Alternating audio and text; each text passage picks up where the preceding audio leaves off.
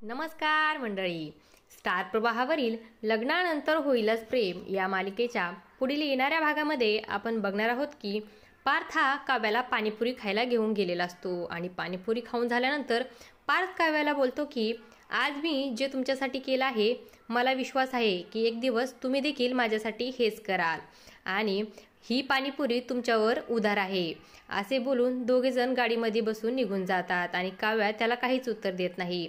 तर इकडे आपण पाहतो नंदिनी आणि जीवा देखील पाणीपुरी खाण्यासाठी गेलेल्या असतात।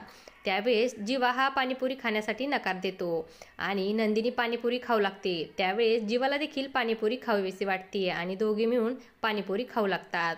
त्यानंतर आपण पाहतो सर्वजण घरी येतात, तेव्हा घरामधील सर्वांनी लग्नाला 1 महिना झाला म्हणून त्याच्यासाठी सेलिब्रेशन ठेवलेलं असतं आणि घरामध्ये सर्व सजावट केलेली असते। त्याच वेळेस पार्थ आणि नंदिनी हे अतिशय आनंदित झालेले असतात, तर काव्य आणि जीवा मात्र विचारामध्ये पडलेले असतात। काव्य ही पार्थला विचारते हा काय प्रकार आहे, तेव्हा पार्थ म्हणतो 1 मंथ सेलिब्रेशन, आपल्या लग्नाला आज 1 महिना पूर्ण झाला आहे। आणि तेव्हा काव्य ही आश्चर्यचकित होऊन पार्थकडे बघू लागते।